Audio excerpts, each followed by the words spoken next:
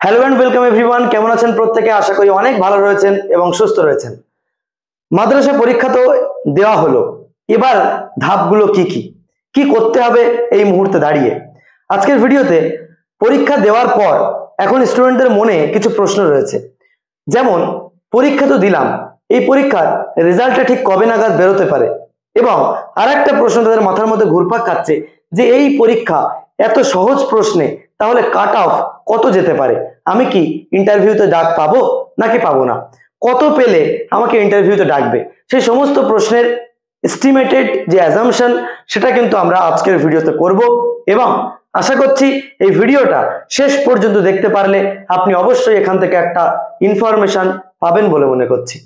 আজকের ভিডিওতে আমরা বেসিক্যালি যে পয়েন্টগুলোর উপর কথা বলবো, মাদ্রাসা পরীক্ষার কিছু গুরুত্বপূর্ণ আপডেট, যেমন রেজাল্ট কবে, কাট অফ কত যেতে পারে এবছর, ইন্টারভিউ কবে এবং কারা কারা ডাক পেতে পারে, এ প্রসঙ্গে কিন্তু আজকের ভিডিওতে আমরা কথা বলবো।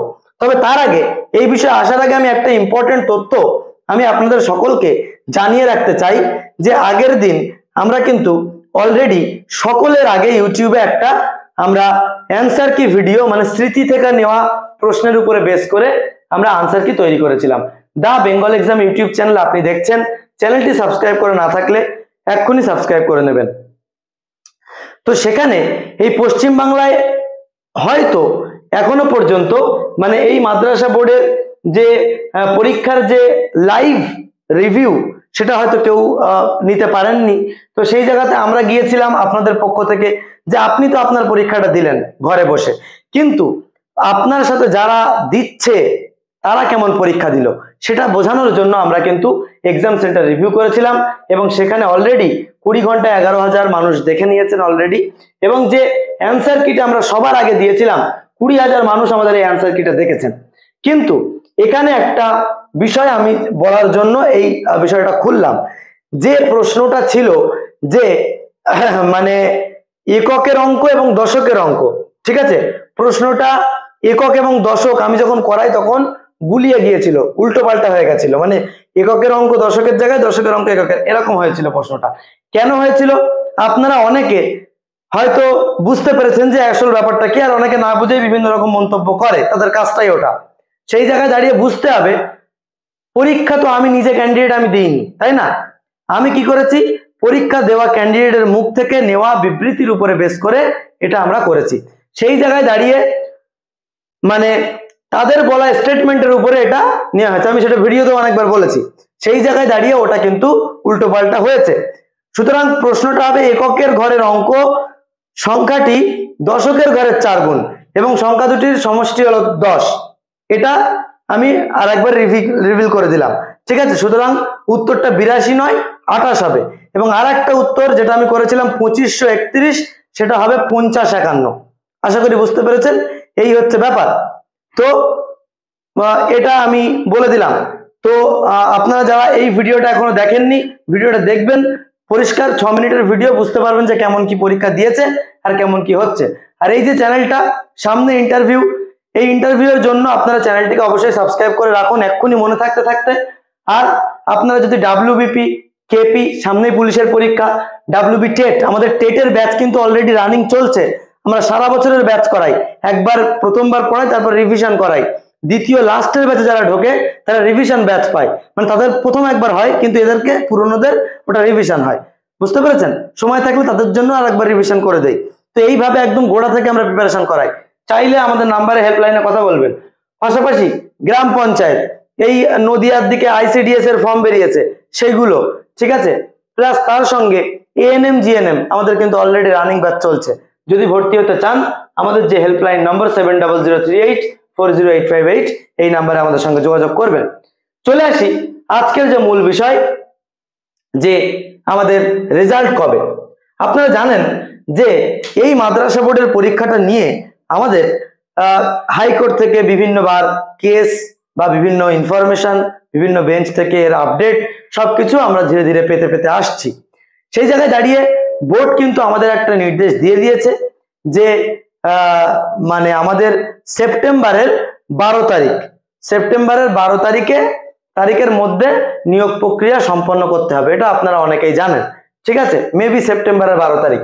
তো সেই জায়গায় দাঁড়িয়ে 12ই সেপ্টেম্বরের মধ্যে যদি কোর্টের অর্ডার অনুসারে নিয়োগ প্রক্রিয়া সম্পন্ন করতে হয়, এই যে আমাদের 73,000 সামথিং যে ক্যান্ডিডেট, 978 ক্যান্ডিডেটরা পরীক্ষা দিচ্ছে, তাদের যে খাতা দেখার প্রক্রিয়া সেটা কিন্তু অলরেডি খুব তড়িঘড়ি বোর্ড কিন্তু করবে।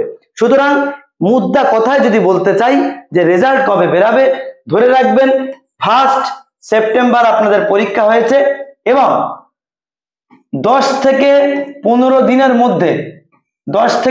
দিনের মধ্যে আশা করা যাচ্ছে আপনাদের রেজাল্ট আউট হওয়ার একটা সম্ভাবনা রয়েছে।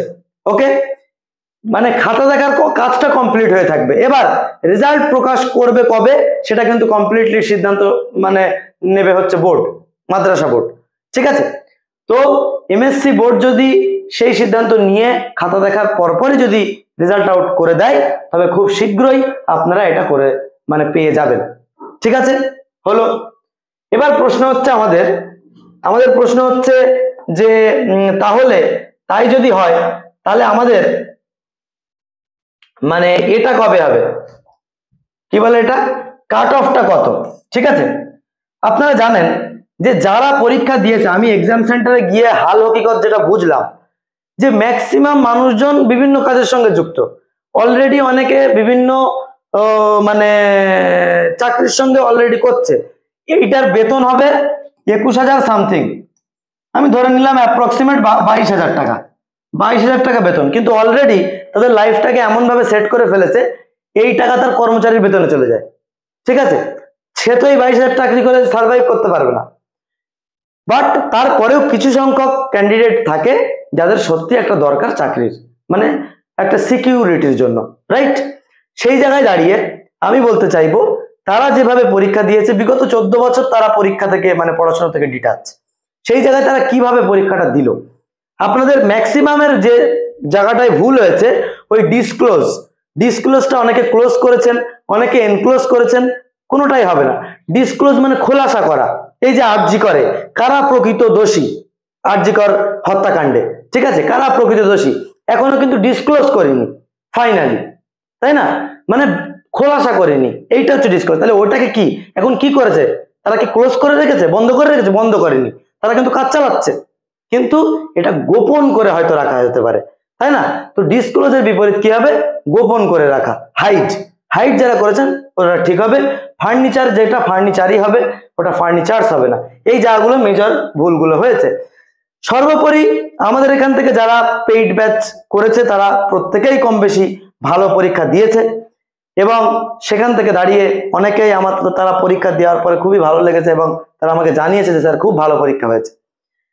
ম্যাক্সিমাম ধরে রাখতে পারেন 80% ক্যান্ডিডেট এই 70,000-এর মধ্যে ভালো পরীক্ষা দিয়েছে এবং তাদের মধ্যে সবাই ম্যাক্সিমাম কিন্তু আপনি ধরে রাখতে পারেন যে মোটামুটি 12 থেকে 14-র মধ্যে পাবে। ঠিক আছে, 70% ক্যান্ডিডেট আশা করা যায়, আমি যেটা মোটামুটি বুঝলাম। ঠিক আছে, তো তাহলে কাট অফ কত যেতে পারে, ধরে নেওয়া যাক যে 15 নম্বরের পরীক্ষা, 15 নম্বরের পরীক্ষার মধ্যে আপনি যদি মোটামুটি 12 থেকে 14-র মধ্যে পান, 12 থেকে 14-র মধ্যে পান, ঠিক আছে, মানে 11.5 থেকে 11.5 অথবা 12 থেকে 14-র মধ্যে যদি পান, আশা করা যায় আপনি এই ইন্টারভিউতে ডাক পেতে পারেন। ওকে, এবার ইন্টারভিউটা কবে আপনারা জানেন, 5 নম্বরের ইন্টারভিউ প্রক্রিয়া হবে। এই জাস্ট রেজাল্টটা বেরোতে দিন, 10 থেকে 15 দিন 20 দিন ওয়েট করুন, রেজাল্টটা বেরোতে দিন, খুব শীঘ্রই কিন্তু আপনাদের ইন্টারভিউয়ের মানে প্রস্তুতি কিন্তু অলরেডি মানে এক এক করে ডাক পড়বে। ঠিক আছে, শর্ট লিস্ট করে, এবং এখানে এই 73,000 প্লাস তার সঙ্গে এই 24,000 একসঙ্গে। অনেকে মনে করছেন এই 24,000 পাস করে আছে, না, আমি এক্সাম সেন্টারে গিয়ে ওখানে বসে আছি, সবাই দেখি মানে কথাবার্তা বলছে যে 24,000 পাস করে আছে, আমাদের 73,000 পরীক্ষা, না, 24,000 পাস করে নেই, তাহলে 24,000 রেজাল্টটা কই? ঠিক আছে, 24,000 পরীক্ষা দিয়েছে, পাস ফেল তো পরের কথা। এখন কেউ বলতে পারবে 73,000 পাস করে আছে? না, এই 73,000 যেমন পরীক্ষা হয়েছে এখান থেকে একটা কিছু সংখ্যক আসবে, প্লাস এই 24,000 থেকে কিছু সংখ্যক আসবে, এসে দুটোকে যোগ করে একটা লিস্ট বেরোবে, সেই লিস্টটাকে ডাকা হবে কোথায়, ইন্টারভিউতে ডাকা হবে। আশা করি বুঝতে পেরেছেন। তো সেইভাবে ডেকে তাদেরকে 5 নম্বরের ইন্টারভিউ নেওয়া হবে। তাহলে আশা করি এই টপিকটার উপর থেকে আপনারা বুঝতে পারলেন কবে কিভাবে কি হতে পারে।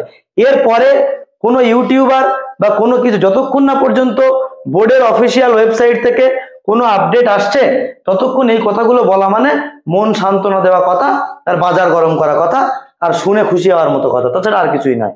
ঠিক আছে, আচ্ছা এই হচ্ছে বিষয়। আমাদের এখানে ইন্টারভিউ এর ব্যাচ অলরেডি আমরা শুরু করব।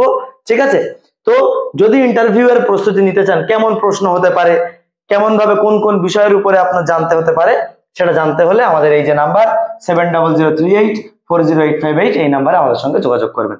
সর্বোপরি একটা কথা বলবো, আপনারা হয়তো অনেকেই নতুন ভাবে আমাদের এই চ্যানেলটা পেয়েছেন, এর আগে জানতেন না, বা নতুন ভাবে আমাদের এই চ্যানেলটার সঙ্গে পরিচিত হয়েছেন। আমার নাম হচ্ছে নাজমুল ইসলাম এবং আপনি দেখছেন দা বেঙ্গল এক্সাম ইউটিউব চ্যানেল। এই দা বেঙ্গল এক্সাম এই লেখাটা দিয়ে ইউটিউবে সার্চ করবেন এবং চ্যানেলটি অবশ্যই সাবস্ক্রাইব করে রাখবেন। রাখলে আশা করি টাইম টু টাইম বিভিন্ন প্রস্তুতিমূলক ইনফরমেশন আপনাদের সঙ্গে আমরা শেয়ার করতে পারবো। আর এই ভিডিওগুলো দেখবেন, চ্যানেলের সঙ্গে যুক্ত থাকবেন, যা যা আপডেট আসবে আমি আপনাদেরকে জানিয়ে দেবো। Okay, wish you all the best. প্রত্যেকে ভালো থাকবেন, সুস্থ থাকবেন, নিজের খেয়াল রাখবেন। আর এই ভিডিওটা পারলে একটু শেয়ার করে দেবেন। কেমন লাগলো ভিডিওটি, কোনো মন্তব্য থাকলে কমেন্ট করে জানাবেন। পরবর্তী ভিডিওতে দেখা হচ্ছে, ততক্ষণ ভালো থাকবেন, সুস্থ থাকবেন, নিজের খেয়াল রাখবেন। Children take care, good bye.